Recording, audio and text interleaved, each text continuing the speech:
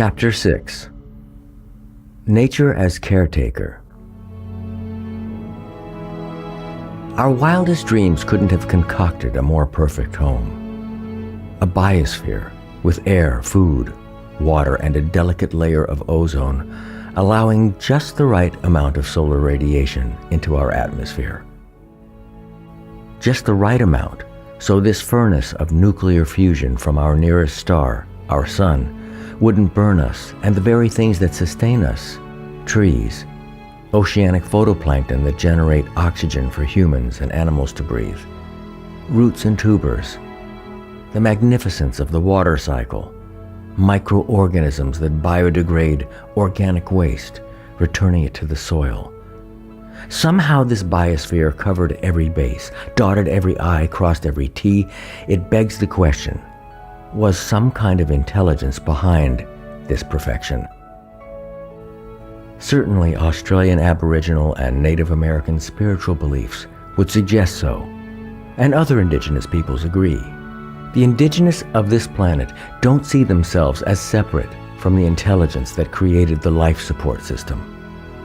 Undifferentiated, they are the one living organism, just as the universe is one organism. All individual living parts in that organism are seen as pieces of the same broken mirror, drops from the same ocean. And unlike those parables in modern Western religions, the stories of indigenous creationism are centered on all living things and not simply man's place in the cosmology of all things. And somehow these indigenous stories of creation are true to themselves in a very logical way. The sun, rain, earth, plants, and trees sustain life. The intelligence behind their creation is honored and respected.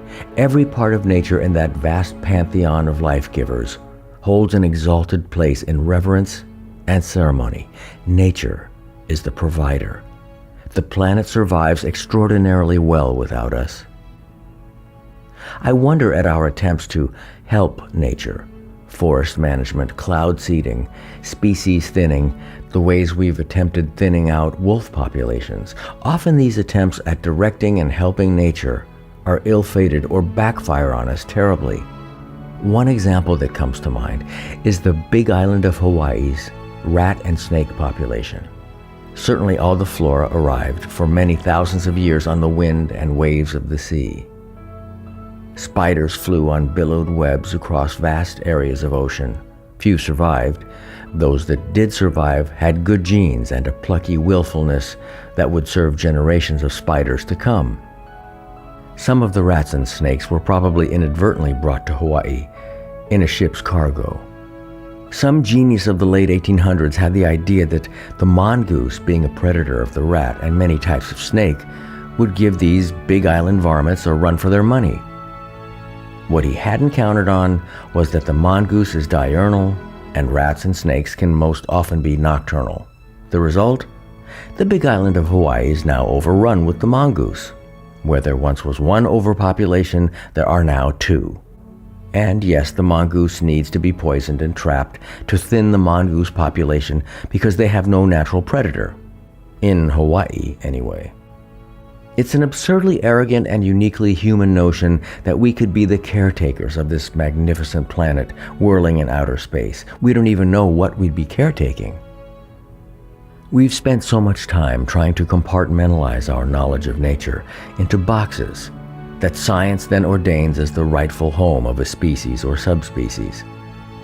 A box that is too small to put any living thing in because every living thing is conscious, feeling, adaptive, and living in symbiosis with other species in ways we probably haven't even begun to fathom.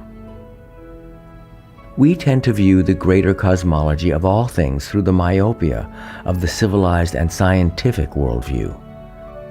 That view must be softened with a humility that results in experiencing ourselves as only one of many species. It's my belief that though the earth loves us, it doesn't need us. It doesn't need us to help support life on this planet. And like the plants and animals, it puts up with our reluctance to listen.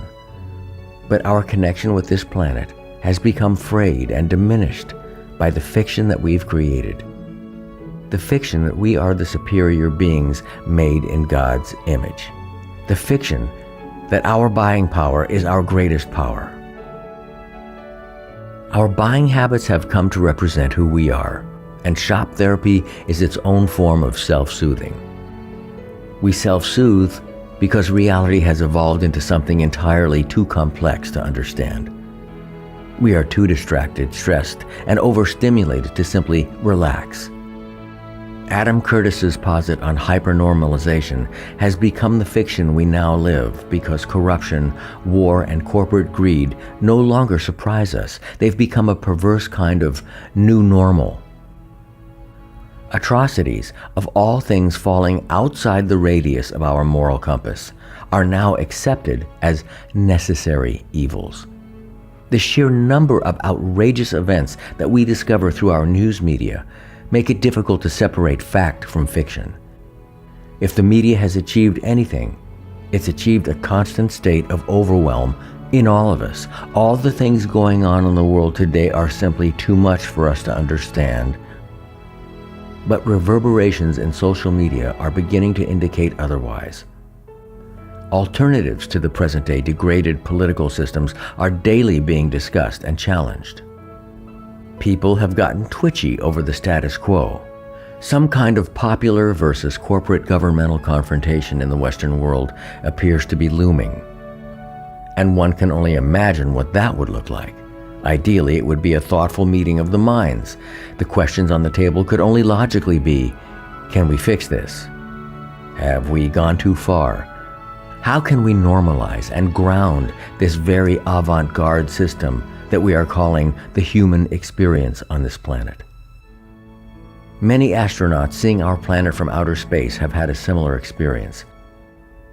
With a lens on the human experience far removed from the planet itself, a more universal perspective presents itself in a way much larger than our limited forest for the trees eye view.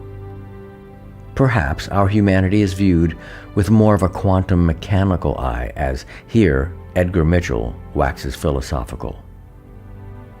I was gazing out of the window at the earth, moon, sun, and star-studded blackness of space in turn as our capsule slowly rotated. Gradually I was flooded with the ecstatic awareness that I was part of what I was observing. Every molecule in my body was birthed in a star hanging in space. I became aware that everything that exists is part of one intricately interconnected whole. We have one thing left for us to do, something that the indigenous peoples of this planet have tried to communicate to us for some time.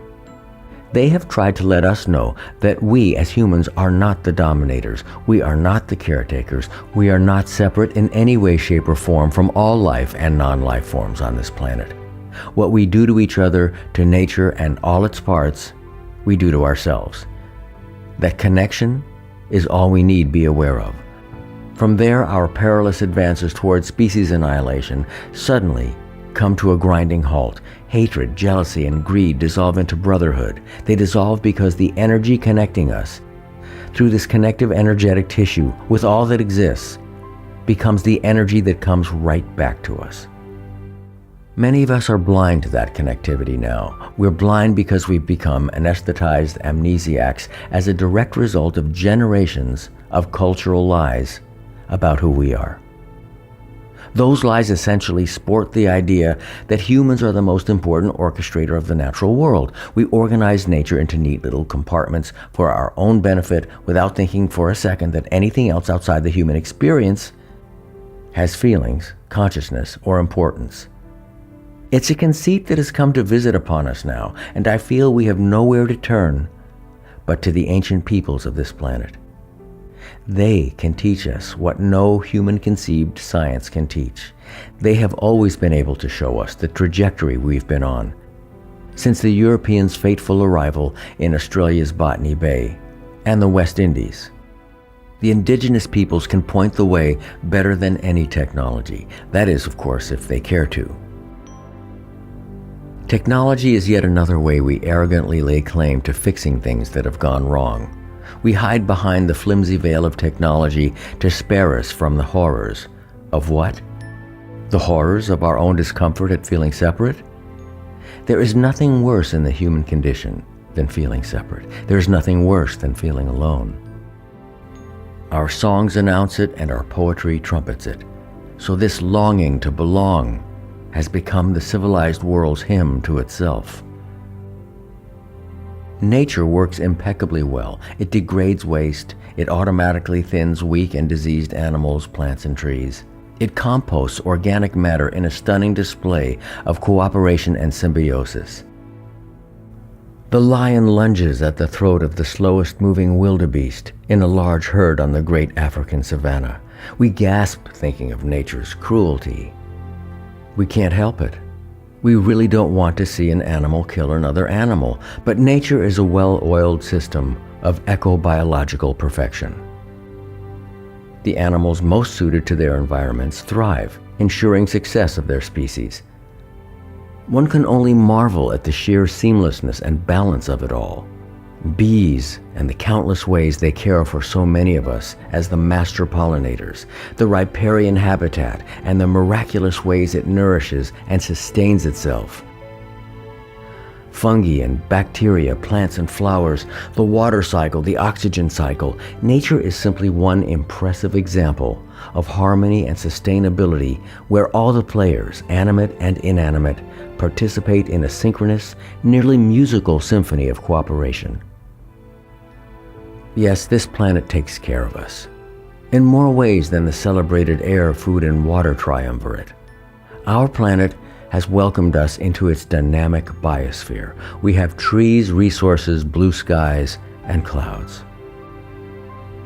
Nature as healer. John Muir said, "Thousands of tired, nerve-shaken, over-civilized people are beginning to find out that going to the mountains is going home. Wilderness is a necessity." The stress in our modern Western lives is without historical equal. Many of us live paycheck to paycheck. 47% of those polled by the U.S. federal government, when asked if they could come up with $400 in an emergency, said that either they would need to cover the expense by borrowing money or selling something, or that they could not come up with the $400 at all. This may sound dramatic, but for many living on a financial razor's edge, it certainly feels like life and death. Because we have somehow equated financial solvency with the solvency of well-being, stress has insidiously found a place in our lives such that we factor it into the price of survival. Ironically, it's the price we pay for our comforts. It's part of the equation of being normal. The water has been heating up on society's frog in the pot for quite a while now, and the boiling overflow can be felt in our schools, workplace, and in the voting booth. Stress has created medical conditions and anxiety. Even our ability to focus has been affected. Time magazine tells us that our concentration and focus drop after 8 seconds. While we've done admirably well at multitasking, our overall ability to concentrate has sustained a huge decline since the computer and its various tablet and smartphone offspring. ADD is the new normal. Additionally, electromagnetic pollution from wireless devices and cell phones, as well as extremely low frequency signals, seem to scramble our brains and interfere with concentration. Animals, trees, and plants. The case histories of animals in our service or animals helping us to heal are too numerous to mention here. I'm sure you have several stories of your own personal experience or those of friends.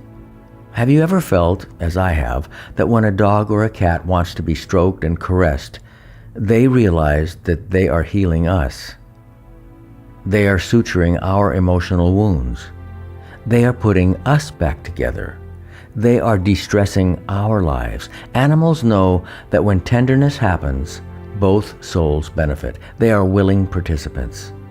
Stroking a parrot between its shoulder blades, scratching a goat under its chin, brushing a horse's flanks, all of us are healed. I feel animals wait for us, endlessly, to return to that place in ourselves.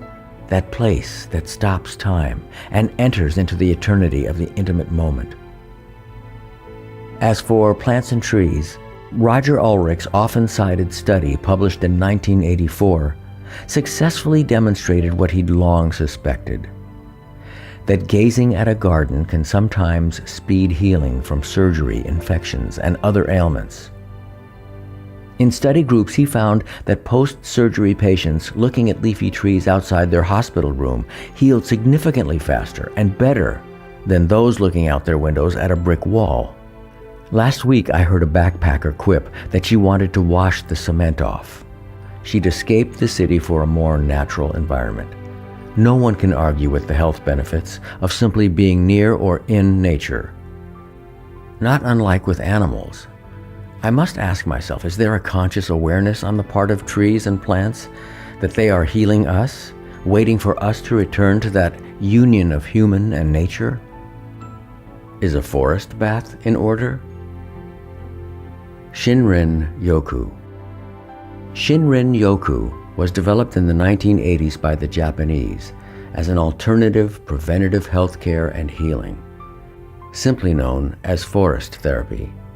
An impressive body of evidence shows that slowly, reverently, and consciously experiencing the peace of being under a forest's canopy improves the immune system, reduces stress and blood pressure, speeds recovery from surgery or illness, improves sleep, and increases energy. It also sharpens intuition.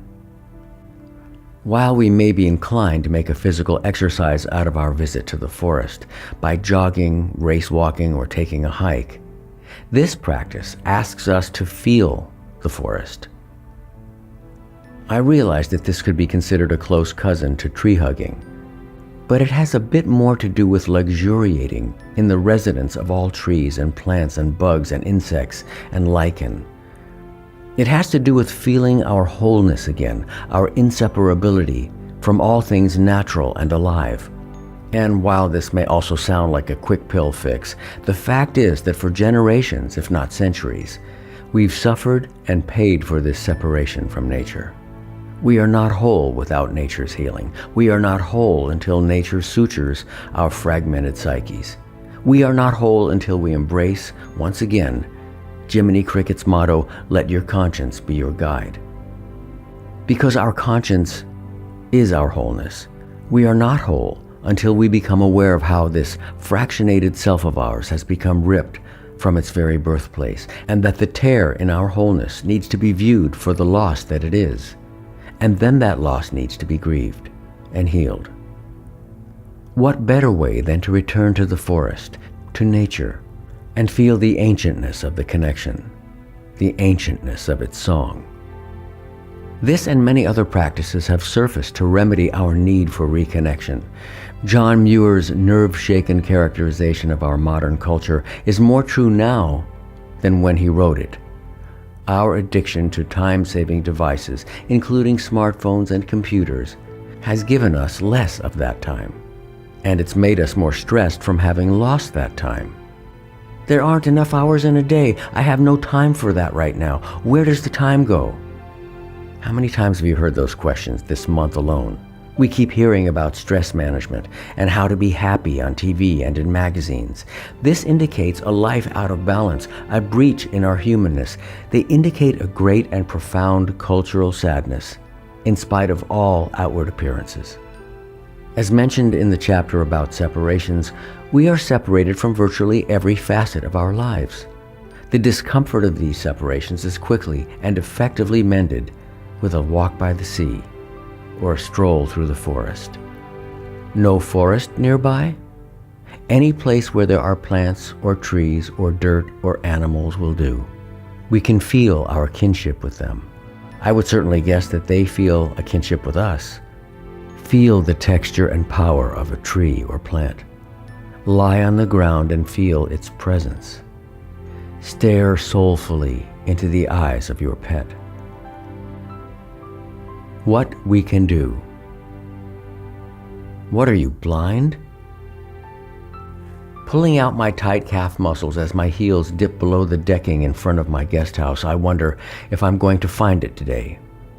Ever since having surgery on both Achilles tendons, I found that by placing my toes on a step while allowing the heel to drop with the full weight of my body was a good way to stretch out the largest of all tendons in the body.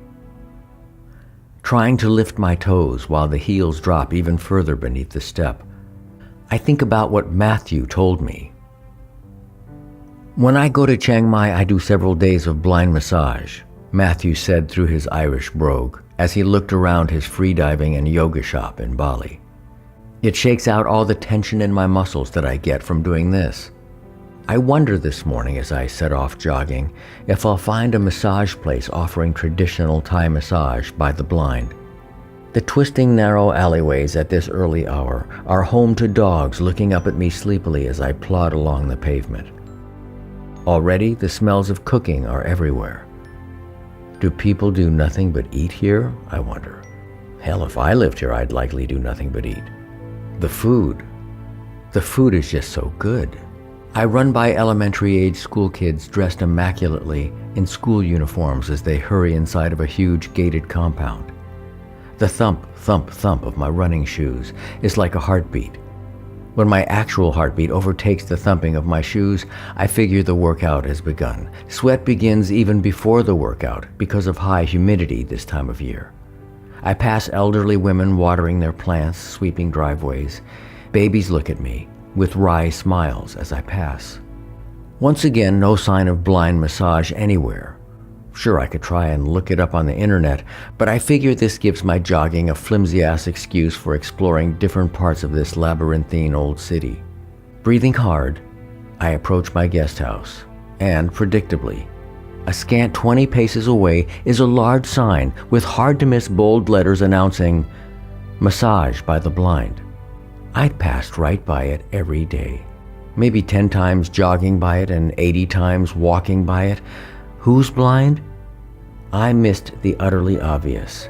To what else am I blind? The question weighs on me throughout the day as the mantra repeats itself. What else? To what else am I blind? Talking busily among themselves, traditional Thai masseurs alternately drive their elbows and hands into resistant muscles using the weight of their bodies. My muscles roll and twitch at first, and when I see clearly that resistance is futile, the muscle relaxes into a reluctant flood of pain. With the pain comes emotion and release. The blind man sees more than I will ever see. He sees the energy locked in a muscle as it cowers against my scapula.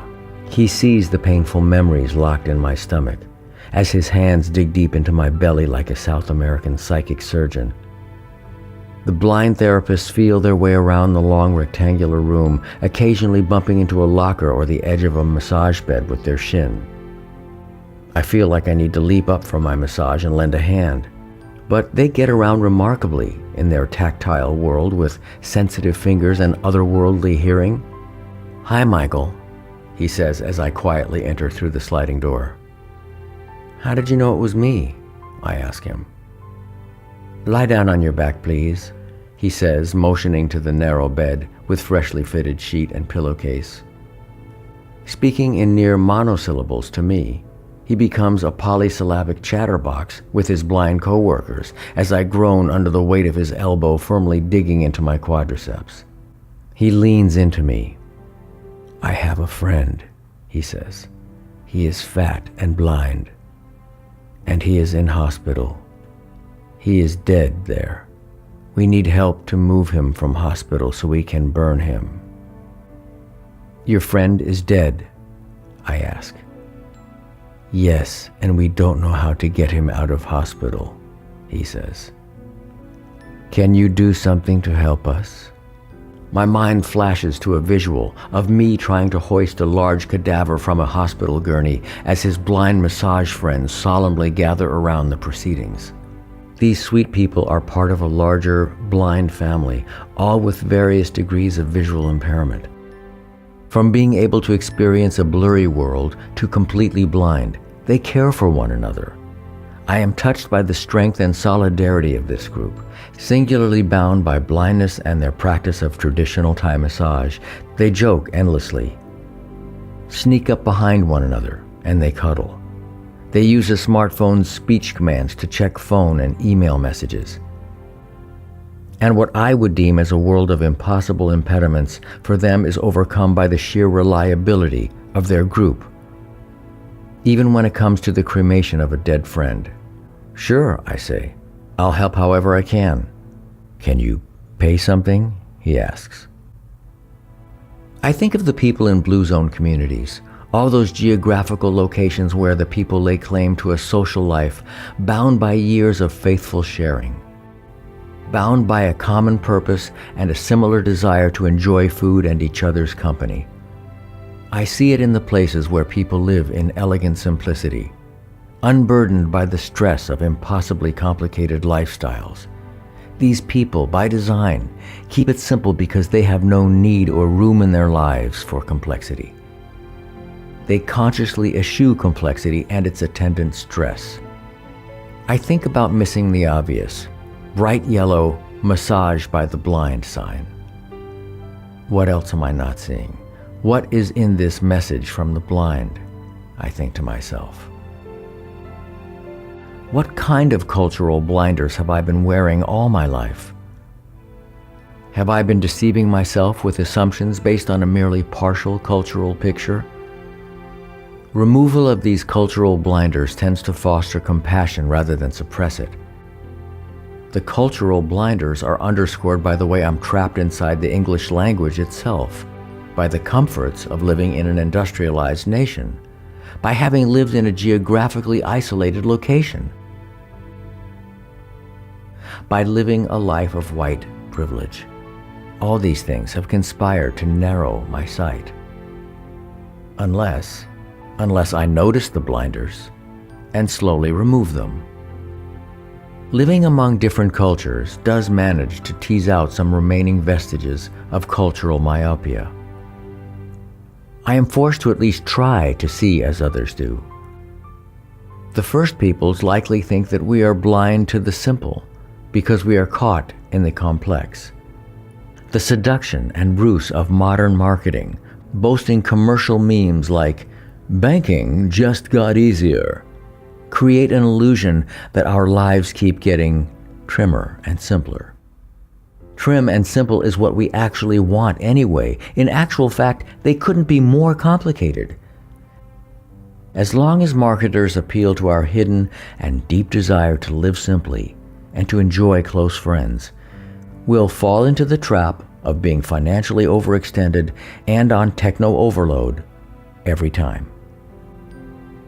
Winona LaDuke says, "The respect for the sacredness of nature that inspired people to live in harmony with their environment for millennia is not a relic of the past. It is a roadmap for living lightly on the earth that we desperately need in a time of climate change." Native peoples of this planet were well acquainted with the rhythms of life. They knew the different rhythms of the wind, the stream, and the ocean. They knew the rhythms of the heart, and the rhythms and melodies of birds and of what they sang. They had an innate awareness of the animating energies behind all living things. They had a certainty about the power of a people as a collective and the curse of the ego drunk on its own individuation. They knew about the connective filaments linking us all, how thoughts are instantly transmitted, how doing a good turn for one is a good turn for everyone. They understood the dance of the flower and the bee, how the flower makes itself attractive to the bee so that the flower's pollen will be spread by the bee. They understood interdependencies between animals and plants and trees. We are highly intelligent, but blind to our connections. Instead of seeing, which is inevitably influenced by cultural bias, perhaps we could be witnesses that see with our body, heart, and mind. I have watched as politicians repeat something so many times that the repetition makes it a fact for them, a fact they come to believe with every fiber of their being. In the writing of this book, it was perhaps through the repetition of the ideas about the quantum field, vitalizing all things, that I began to see things through a different lens. Recently, I've come to experience trees and plants differently. I look at their leaves swaying in the breeze, and I weep. I weep because of the sheer beauty of their living presence and how, being among them, I can never be alone. They have always been vibrant and alive like this, but I just never noticed it. I didn't have the ability to see with my body, heart, and mind. The cuttlefish experience has now become a tree experience. The trees and plants seem to say, the purpose of life is to celebrate living. And maybe this is the energetic food of madmen crossing over the boundaries of cultural, behavioral acceptability. But there's a lot to be said about this repetition to change the brain. The will orders everything. I have become convinced that we can change the way we view our reality through repetition and intention. Repetition can be used to instill good thoughts and habits just as we can instill bad ones. If we simply see our culture for its influences on us and resolve to follow the soft entreaties of an inner compass instead, we can change ourselves and each other to embrace something so wonderful, something that all the first peoples know about, revere, and hold sacred. Other than shifting our perception, what can we do? Nothing. We do nothing. It is no longer a question of using a different kind of light bulb, recycling, or driving a Prius. At this point, it's got to be deeper than that, much deeper. The collective psyche has got to change. If this blind collective that we call modern culture could reseat itself inside nature, all personal choices will be made for us. Resacralizing our world will axiomatically cause us to make different energy, food, and lifestyle choices. But looking at our world and thinking that we should do something different is probably way off track. We need to see differently. We need to be differently. To allow nature to repair this collective modern soul, we do nothing. We can be and allow nature to heal us. This can happen when we truly listen. The myriad overtones in the sound of the wind as it strums tree branches like a harp, the sudden crescendo of crashing waves, followed by their decrescendo retreat to the sea, the soft whisper of a stream, even the impossible silence of a starry desert night. We need a cultural and psychic overhaul so we can see and hear again. Travel. Author Henry Miller said, "One's destination is never a place, but a new way of seeing things." Yes, we can do nothing, but we can do nothing on a canvas of ever-changing scenery. One of the ways we can expand the horizons of our mind's landscape is to travel. Through travel, we experience Wade Davis's polychromatic world of ethnic diversity instead of a monochromatic world of monotony. Travel with eyes wide open makes demands of the brain's neurons, forcing it to evaluate the environment differently. It imposes flexibility on the brain. We see that every culture makes adaptive choices that reflect the terrain, weather, and food sources. We see that reality is truly up for grabs and that people can think, perceive, experience, feel, and love any different number of ways. Travel frees the mind of the parochial chokehold that a singular social environment has on us. Travel invites our senses to witness the full tonal range of the terrestrial human voice. We are invited, in fact forced, to communicate and reach out to others differently. We are able, perhaps most importantly, to see our culture and selves differently. We actually arrive at the doorstep of an understanding that, as recent DNA research has aptly pointed out, we are all genetic brothers and sisters. If I had one wish for the people of industrialized nations, it would be to drop everything for a year and travel to places never visited, to breathe air never breathed, to eat food never eaten, to laugh with people who speak different languages, wear different clothes, worship different gods, and eat different foods. Otto Scharmer said, "The one shift that now matters most is a shift of the heart." Our tribal family. Aborigines nearly disappeared from the face of the earth after the Ice Age. It was their continued efforts to connect with each other by trading with other tribes across the vast reaches of Australian bush that kept their culture alive, that preserved their species. Their human migration has met with a dead end, much like we have now met with a population, governmental, and societal dead end.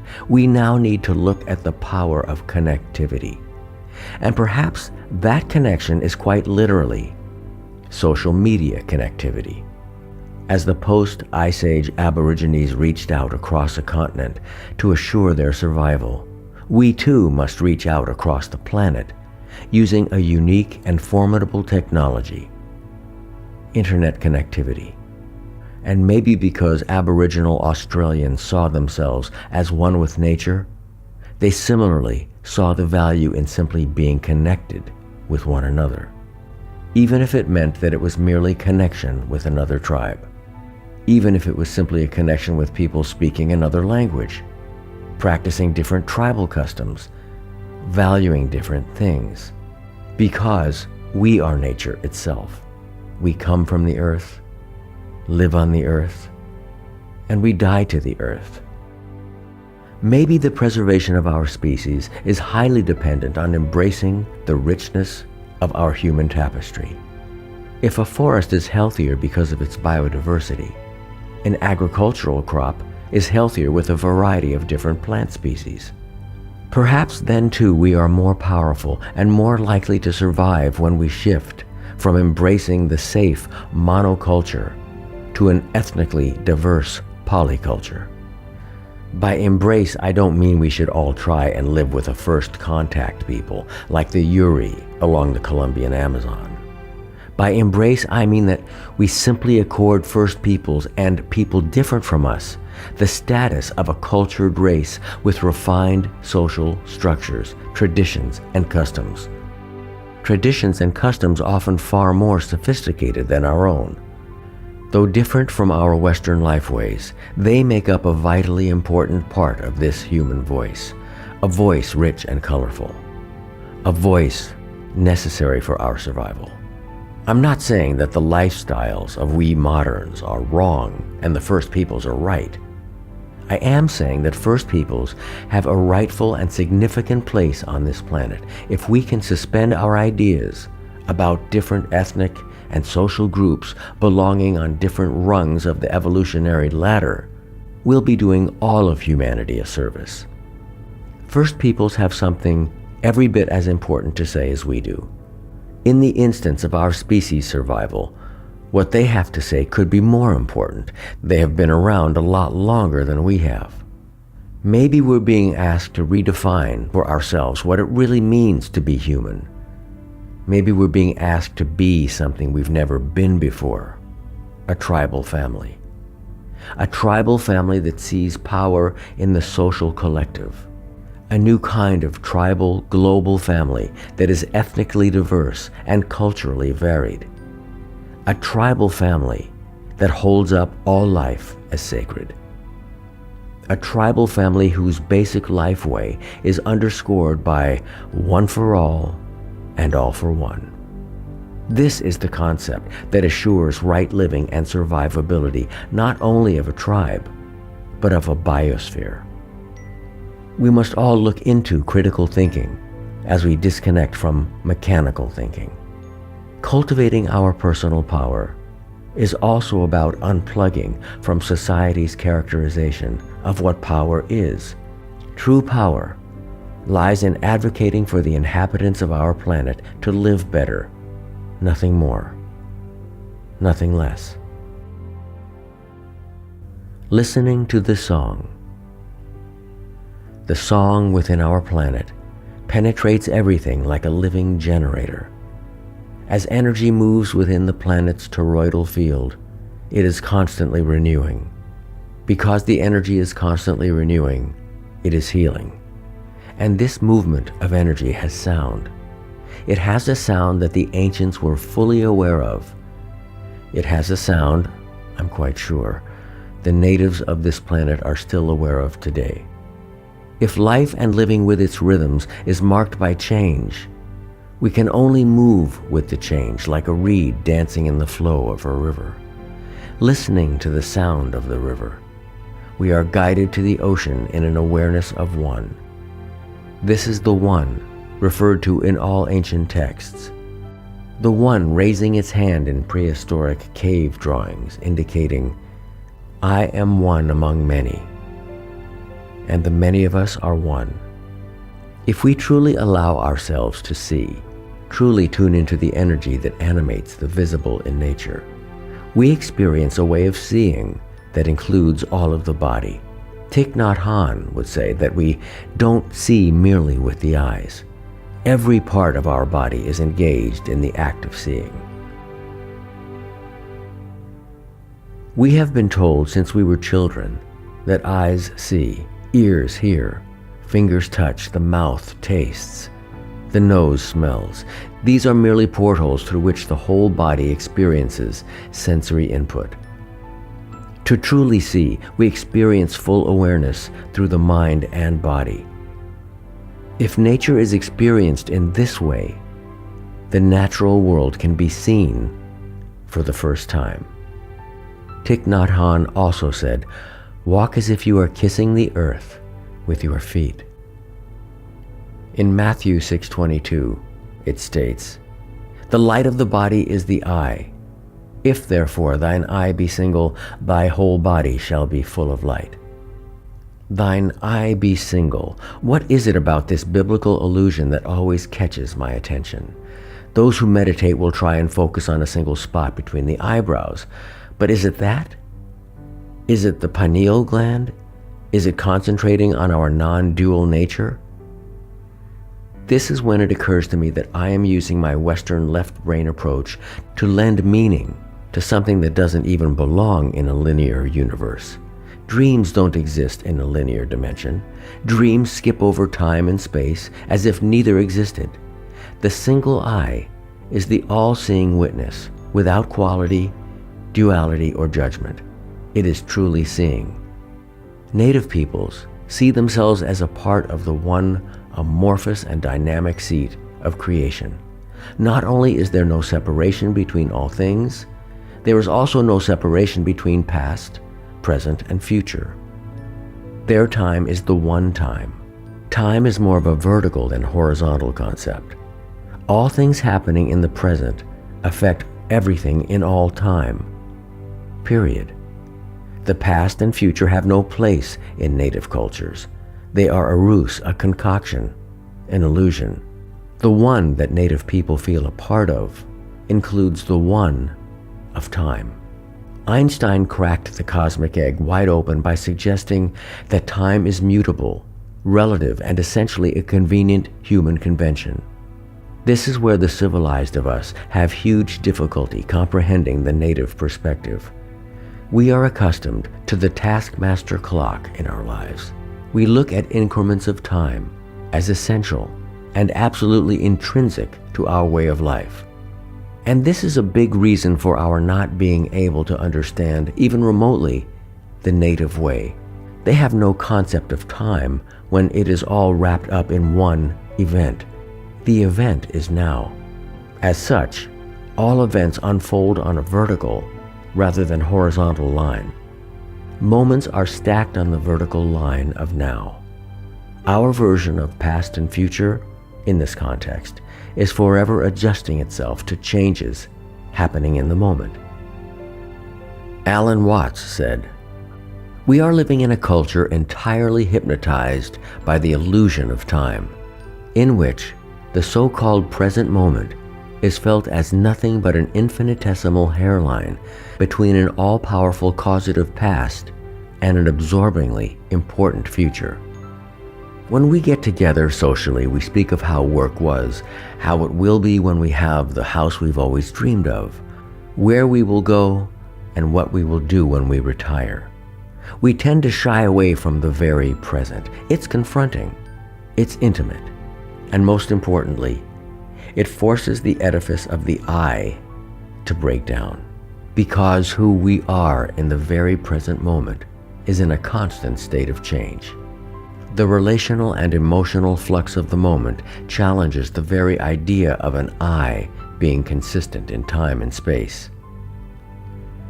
The I is compiled based on our past accomplishments, people we've known in the past. The I is defined by how our friends, family, and community see us as a member of those groups. It's defined by our wants and needs that have emerged on the horizontal timeline of our past. The I is defined by a projection of how we will respond to events in the future based almost entirely on how we've responded to events in the past. This way, the picture we have of ourselves is a slave to the past and mortgaged to the future. The very notion of past and future cage our spontaneity, power, and essence of who we are in the moment. With this concept of I, we are also individuated, and the concept of individuation fits entirely to the idea of we are all different and unique. That we all have our own thoughts and personalities. This is something the indigenous cannot comprehend. If they were to begin to understand it, it would seem nearly laughable. The First Peoples' operating principle is one of not only the importance of the collective, but the imperative of the collective. We also ascribe qualities of past and future to ourselves as a species, believing the story that we are constantly evolving from more primitive versions of who we are now, that we are much more evolved now than we were, say, 3,000 years ago, that on our linear evolutionary timeline, we are refining the art of being human, becoming ever more civilized, cultured, and understanding of the world around us. Even year to year, next year has got to be better than this year, because this year sucked. Yeah, next year is going to be great. I hear people say the exact same thing with every New Year's Eve. The year that we're leaving behind was simply a canvas for events that happened. Did they happen to us? If we're identified with the I as defined by our past and future, yes, they did happen to us. The indigenous person might be more likely to see events as things that simply happen until they're not happening anymore. Gaia. The genius of this planet is that it is aware of itself. As a flower is aware of its being irresistible, appointing color and fragrance to itself, making it impossible for the bee to pass over. Gaia is forever making herself more beautiful to seduce us into leaning towards her and listening to her voice. Come closer. Come closer. Her voice rings in the forest. Her voice sings in the ocean waves. Her voice whispers in silence. This is the voice that Earth's first peoples have always sacralized, listening to the gentle, loving entreaties of Gaia. They have made this voice their guide and teacher. We have simply forgotten how to listen. And this is the most important thing we can, quote unquote, do. We can listen and allow ourselves to heal as we are slowly guided back to the sound of her voice.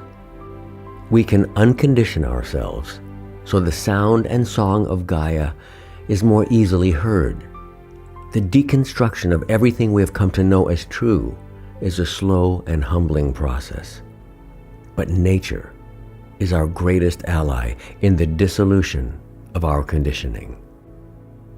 Carl Jung states, "A concept like physical matter, stripped of its numinous connotation of the Great Mother, no longer expresses the vast emotional meaning of Mother Earth. It is a mere intellectual term, dry as dust, and entirely inhuman."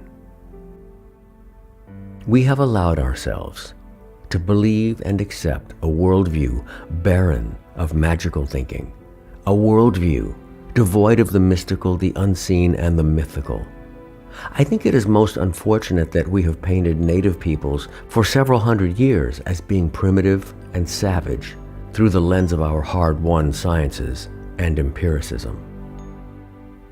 Scientific and empirical thinking leaves no room for anything that isn't verifiable within the scientific model. But nature didn't come up with the scientific model, we did. And science does not account for that which invisibly and unaccountably animates energy and matter. That is, of course, until quantum mechanics came along. Jung stated so succinctly to my mind when he said, "Through scientific understanding, our world has become dehumanized. Man feels himself isolated in the cosmos. He is no longer involved in nature and has lost his emotional participation in natural events, which hitherto had a symbolic meaning for him. Thunder is no longer the voice of God, nor is lightning his avenging missile. No river contains a spirit, no tree means a man's life, no snake is the embodiment of wisdom, and no mountain still harbors a great demon. Neither do things speak to him, nor can he speak to things, like stones, springs, plants, and animals. He no longer has a bush soul, identifying him with a wild animal. His immediate communication with nature is gone forever, and the emotional energy it generated has sunk into the unconscious. But at least as Jung states, it has sunk into the unconscious. It still exists within us. But finding that immediate communication is no easy matter, at least in our current frame of reference. Yes, listening with new ears to the voice of nature is the obvious way to realign with the rhythms of nature. But to listen with new ears, we must mine the subconscious, which is akin to a kind of shamanic initiation, where all cultural references are stripped from us. Being able once again to hear the gentle voices of the earth in the sound of the rain, the ripple of water as it courses around rocks, the song on the wind. We need to guide the critical mind to release its hold on us. Our logical mind needs to yield to an emerging magical child. It is again this elusive process of unconditioning, feeling the land, feeling the different spirits in a landscape. We are influenced by its energy. David Tacey states, "Spirits of the place can seize hold of us as we walk through certain kinds of country. While we as Westerners, or even those of the civilized world, see our homes as being the place where we get recharged and find sanctuary, the indigenous peoples of the world have a powerful built-in relationship with the land. The land holds a richness of spirit and ancestry that literally defines them. Removal from their land is like a grievous spiritual amputation, an amputation that inexorably destroys those people." Carl Jung was well aware of the power held in a landscape. He often referred to the conditioning of the mind by the earth. He lost a lot of his readers and peers on this point because he couldn't verify it. It was an unscientific assessment, but it was certainly something about which he held a strong emotional, intuitive conviction. He even went so far as to suggest that Europeans settling in the United States worked towards taking on characteristics of Native Americans, writing, "One only needs to see how, in America, the skull and pelvis measurements of all European races begin to Indianize themselves in the second generation of immigrants. That is the mystery of the American earth."